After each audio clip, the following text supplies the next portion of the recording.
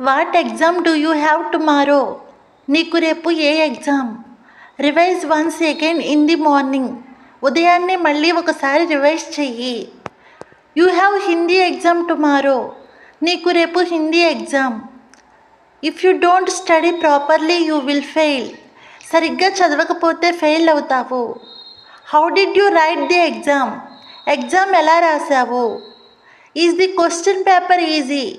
Question paper ఈజీగా ఉందా?